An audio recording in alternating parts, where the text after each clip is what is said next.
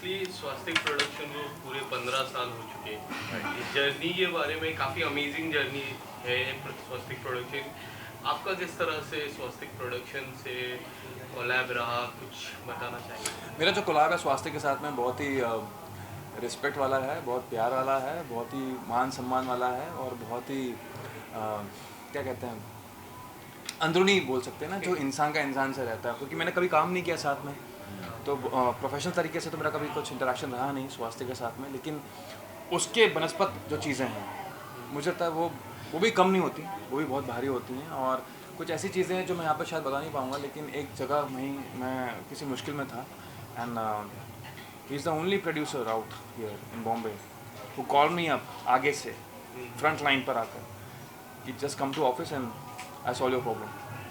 और ये बात कहने के लिए नहीं कह रहा हूँ मैं, ये बात में सत्यता है, ये 100% ट्रुथ बात है। तो वो जब कोई किसी के लिए इतना कर दे तो फिर तो जो आप बोले मैं करने को तैयार हूँ स्वास्थ्य के लिए। कभी भी, कहाँ भी, जैसे भी मुझे आदेश दिया जाएगा मैं हाजिर हो जाऊँगा। And that's the admiration, that's the bond we share with स्वास्थ्य।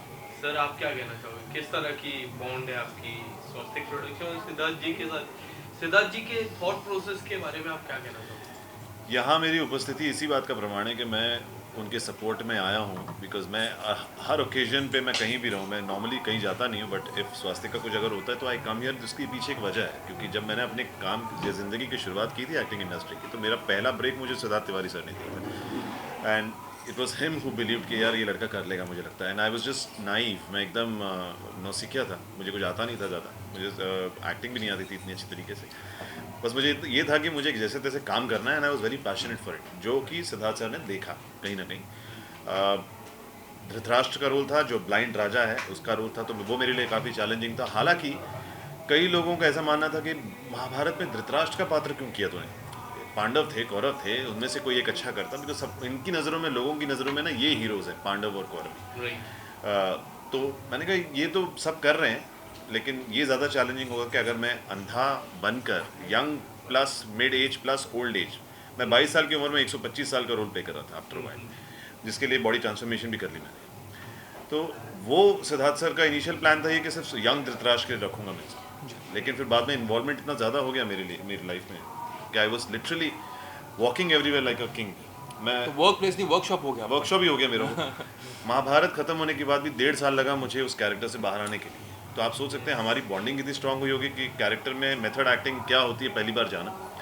तो ये सिद्धार्थ सर अपने कुछ चंद गिने चुने एक्टर्स ऐसे थे जिनके साथ उन्होंने बहुत ज़्यादा टाइम स्पेंड किया, एंड आई थिंक वो बुनियाद थी, बेसिक फाउंडेशन था मेरी लाइफ का एक्टिंग इंडस्ट्री का, जिसके प्रिंसिपल के बेसिस पे आज तक मैं काम करते आया हूँ। वेदर मैं इनको यही बता रहा था, तमिल, तेलुगु, कन्नड़ा, ये पूछे थे कैसे तुम कर लेते हो।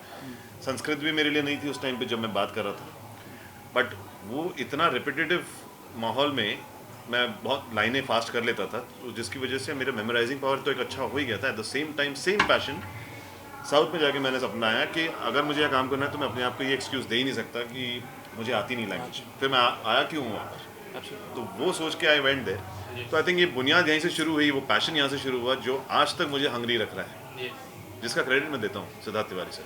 सर इसके अलावा बहुत सारी चर्चा है कि आपका कोई आने वाले समय में OTT प्लेटफॉर्म में कुछ नए आने वाले प्रोजेक्ट में ऐसी कोई चर्चा नहीं। कुछ बताना चाहोगे, कुछ अपकमिंग प्रोजेक्ट? अपकमिंग प्रोजेक्ट मेरा एक फिल्म है जो लैला मंजू नाम की फिल्म है, जिसमें महेश मांजरेकर सर हैं, जिमी शेरगिल हैं, फ़रीदा जी हैं, निक्की वालिया हैं, और it's a comedy film.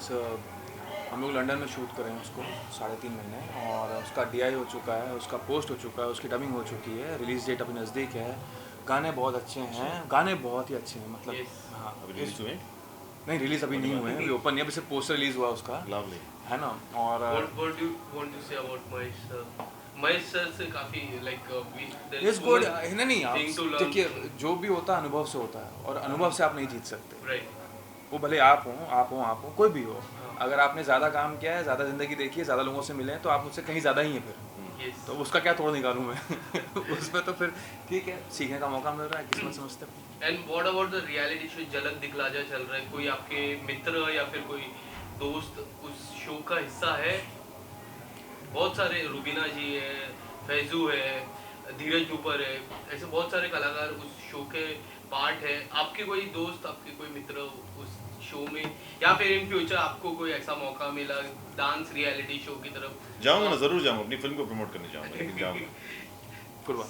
Sir आप मुस्कुरा रहे थे, तो मैं आपको मेरी मुस्कुराहट अच्छी नहीं लगी? कोई दोस्त आपका रहेगा तो इसके लिए वो हंसी आ नहीं, दोस्त जाती है। नहीं, एक्चुअली क्या है राइट नाउ मेरा टारगेट हमेशा क्लियर रहा है, मेरे गोल्स हमेशा क्लियर रहे हैं, क्योंकि जब मैं उज्जैन से निकला था, which is my home town, कि मुझे Yes. करना क्या लाइफ में, तो मैं वही देखता हूँ।